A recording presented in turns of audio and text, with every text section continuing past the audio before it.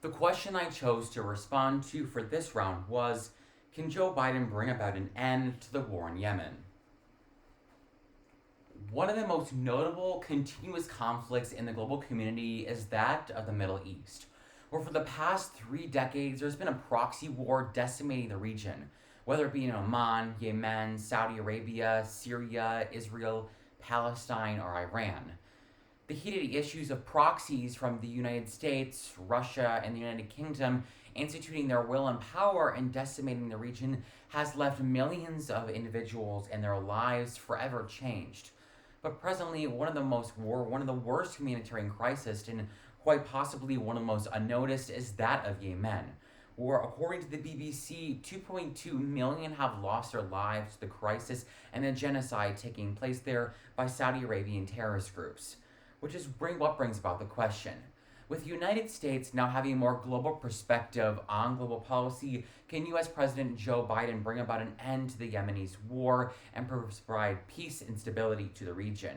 The answer, yes, and this is for three key reasons.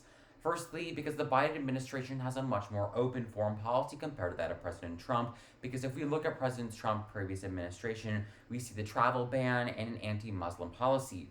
Secondly, because the US military could withdraw their support from the present Saudi Arabian government, who used US arms to do illegal black market trades. And finally, because with Joe Biden, we can encourage global cooperation and increase global presence with our global allies to tackle our adversaries once and for all and put an end to the unjust war in Yemen. Firstly, focusing on Joe Biden and the Biden administration's more open foreign policy compared to Donald Trump's administration.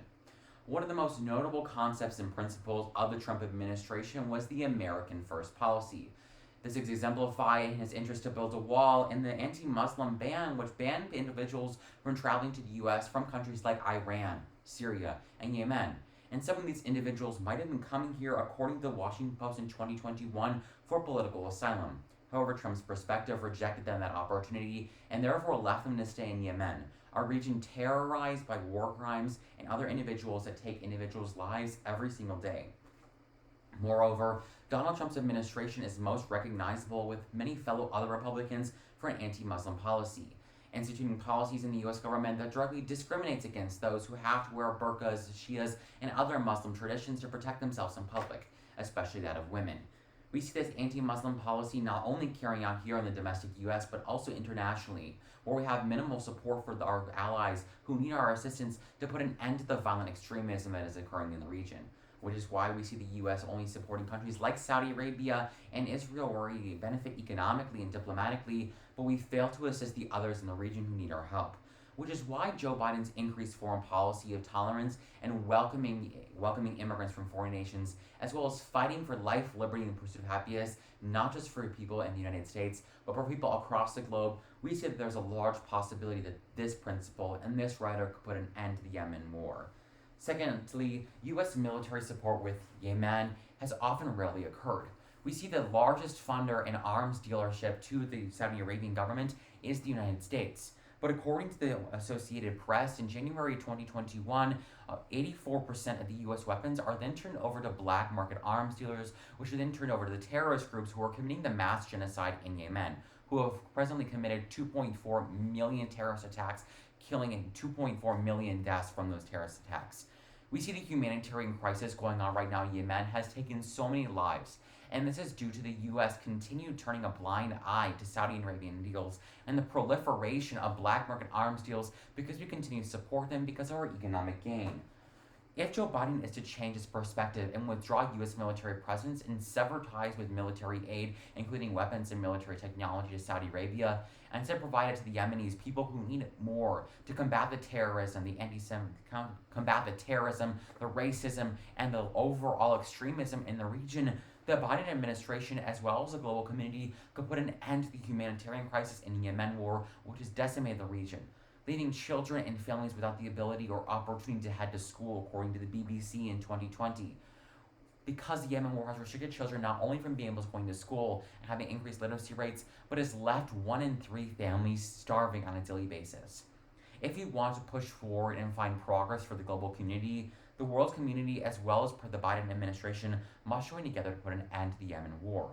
which is why through increased global cooperation we could do that.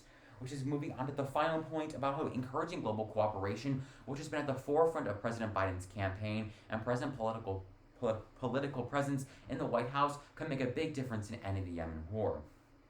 Firstly, let's look back on Inauguration Day on January 20th, where our global leaders across the globe posted on their Twitter pages, "Let's get back to building bridges, not wall." This turned Outlook very much provided clarification that under the Biden administration, increased global cooperation could make a change to the global community, and not just for helping individuals diplomatically, but putting an end to the humanitarian crisis. Which is why, through cooperation with groups like the United Nations and the North Atlantic Treaty Council with our allies from the United States, and increased global cooperation under the Biden administration, we can put an end to the Yemen war. And moreover, we could also put an end to the proxy war in the Middle East, which for decades has taken the lives of individuals. In conclusion, while we ask ourselves the question, could President Biden put an end to the war in Yemen? It is clear that this is a very likely opportunity, because through a more open foreign policy and differing from President Trump's approach, we see that the tolerance of the region will be more acceptable and provide calm, calamity, and peace to the region, restoring order and helping the Yemen people who truly need our helps. Secondly, by coordinating with the United States Department of Defense and Secretary of State, we can withdraw military support from Saudi Arabia, which has only resulted in the proliferation of black market arms deals and has resulted in only continuous genocide of Yemeni people. Finally, by encouraging increased global cooperation, which has been at the forefront of Biden's campaign and political agenda. In doing so and achieving all three of these points, the Biden administration has a very high likelihood of not only putting an end to the war in Yemen, but also ending the proxy war in the Middle East, which not only has taken the lives of millions and countless individuals, but sets us forward for progress and turns our eyes and our minds forward to a world of global peace. Thank you very much.